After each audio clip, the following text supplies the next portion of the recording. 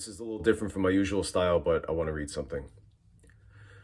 I was just on a cruise for a week, and part of my daily routine was to wake up extra early while my fiance Taylor was still sleeping, and I'd have a light first breakfast alone while listening to an episode of Gilbert Gottfried's amazing Colossal podcast.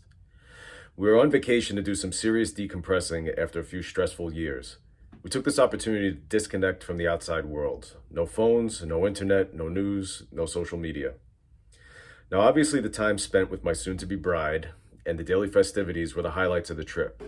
But the half hour I spent listening to Gilbert every morning put me in a good headspace and helped me to set the tone for my day. Fast forward to the end of our trip, we walked off the ship and onto a bus to bring us to the airport, back to reality. I turned my phone on and waited for the week-long torrent of texts to finish flooding in, and the first text I opened was from my friend Brian.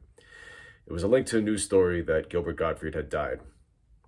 I read the headline in disbelief, and after about 5 seconds of stunned silence, I showed Taylor the bad news, and I immediately started crying. Now, I've been saddened and upset when a number of musicians, actors, and other public figures have died, but I've never had such an immediate emotional reaction. I think our responses are generally proportional to how much joy someone has brought us and the connection we feel to them, and I've always been a big fan of Gilbert.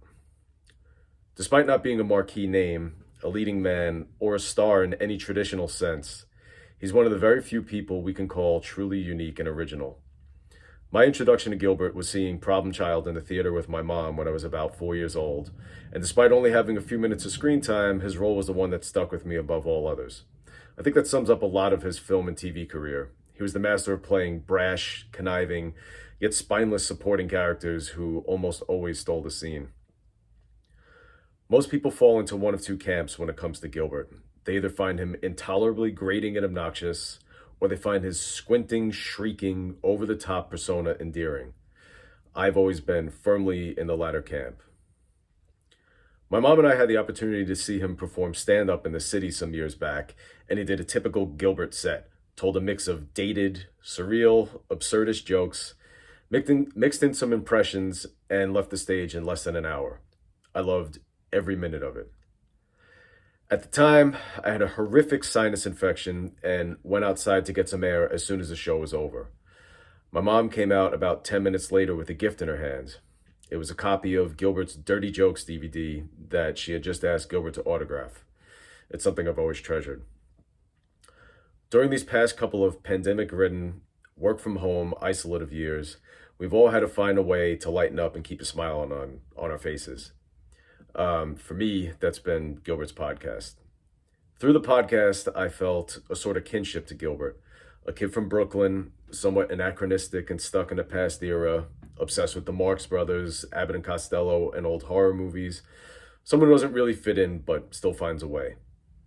Just a few weeks ago, I told Taylor, I know you find his voice irritating, but Gilbert Gottfried's podcast has honestly been one of the most consistent sources of joy for me over the past few years.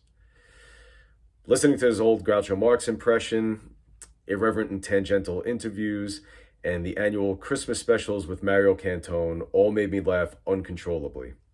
His eagerness to boldly cross the line in the name of humor and comedy and leave behind sympathy, compassion, and good taste, especially in an era where we are all so worried about offending one another, it's a wonder we speak to anybody at all, will be sorely missed. On behalf of the Technodrome, rest in peace, Gilbert. Thank you for the laughs.